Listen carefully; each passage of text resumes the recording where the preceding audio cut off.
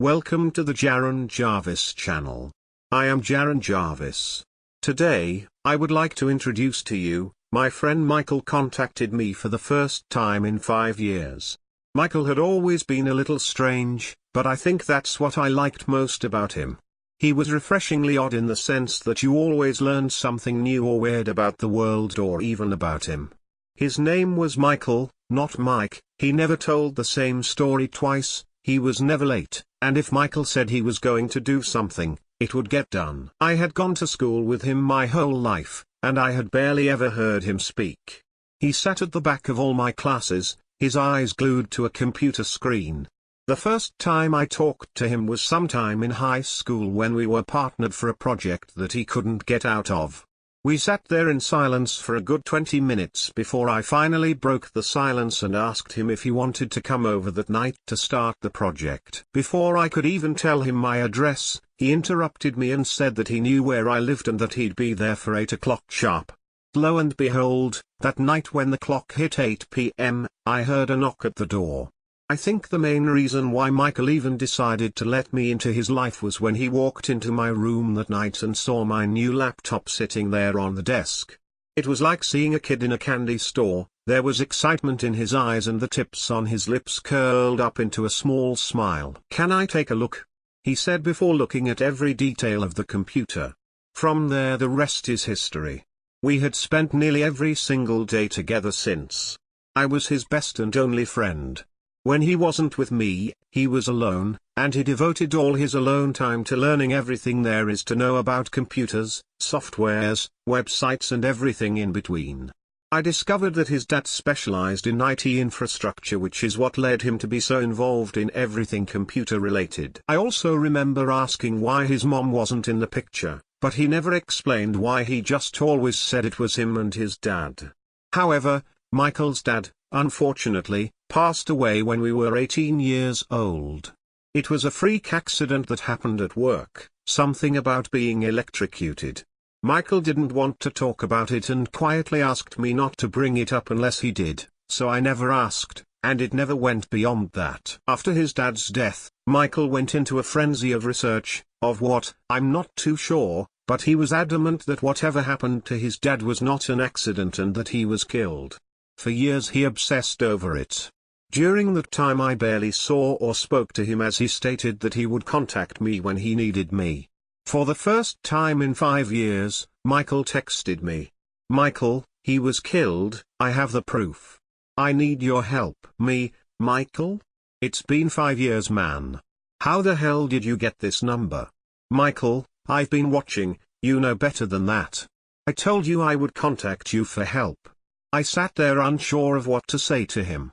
I had texted him countless times during the 5 years that he went MIA and I never received anything back from him.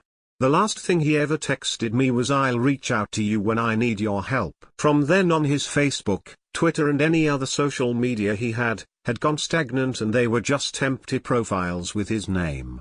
Me, why do you need my help? I tried to get a hold of you so many times, why now?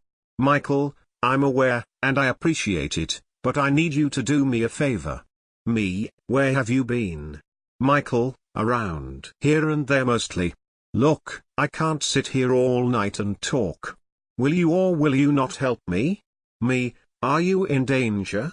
Michael, yes. Are you going to help me? Me, can you tell me why? What do you need me to do? Michael, I need you to go to this address. Park down the street. He included a picture of a piece of paper with an address scribbled onto it. Me, why? Michael, it's abandoned, so you'll need to climb in through the window at the back. Once you get it, go to the second bedroom down the hall, and on the right-hand side of the room you're going to notice a small hole in the wall. Put your finger in it and pull, the drywall will come off, and you'll see my computer. Take the laptop and bring it to the authorities. Don't mention me, just say that you found it. Me, WTF is going on? What have you gotten yourself into? Michael, please do this for me. I've never asked anything of you.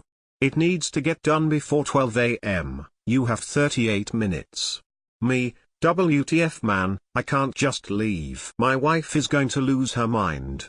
Michael, I'll explain everything, please just do it. There are 33 minutes left, you don't want to be there when they get there. Without another text and a brief "I'll be right back" to my wife, I left my house, punching in the directions to the address provided.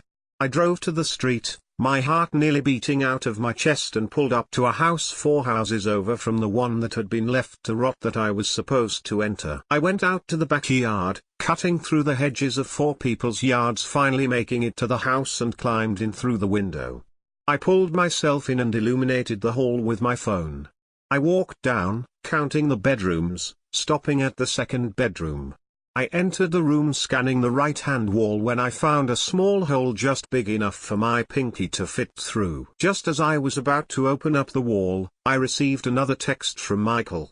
"Michael, you need to get out of the house now, you're late. Leave now. Go straight to the authorities." I pulled the drywall off, exposing a laptop, and grabbed it. I ran as fast as I could through the hedges of the backyard and back to my car. Just as I was about to drive off, I checked my rear view and noticed a black car pull up at the abandoned house. Without a second of hesitation, I pulled away from the curb and headed further down the street in the direction of the police station. Once I got to the police station, I entered and put the laptop on the reception desk in front of me. I found this on the road. I hesitated as I spoke. I didn't know where to bring it. The man behind the desk took a look at the computer and asked me to wait a second before he disappeared into an office. Another man walked out of the office, laptop in hand. "Where did you say you found this?" He was stern and looked me up and down the road. I figured I would bring it here. "I'm going to need to see your ID and take down a number to reach you at. You have found a very important piece of evidence." I visibly flinched as he spoke, confused as to what I had just brought myself into. I handed over my ID and gave them a number to reach me, and they simply let me go, stating that they would get in touch with me very soon. I drove home. It was nearly 1:30 a.m. when I came through the door to see a tired and disapproving wife sitting in the living room waiting for me to get back. I kept it simple and lied, letting her know that a friend needed to be driven home from a night of partying. I didn't want to worry her. A few hours passed as I lied awake in bed, reflecting on the night I had just had, when the light of my phone illuminated the room. "Michael, thank you, I owe you one." Me, what the hell was that? The police want to question me. I'm going to tell them everything. I can't be involved in whatever this is. Michael, if you love your wife and child, you'll listen to me. I'm looking out for you and your family. I made a mistake. You won't be able to reach me at this number anymore. I'll get a hold of you soon. Don't say anything to anyone or you'll get them involved. So here I am. It has been nearly 37 hours since I last heard from Michael. The police have asked me to come in for questioning after I'm done work, tomorrow. I don't know what I'm doing, but Michael, if you see this, please contact me.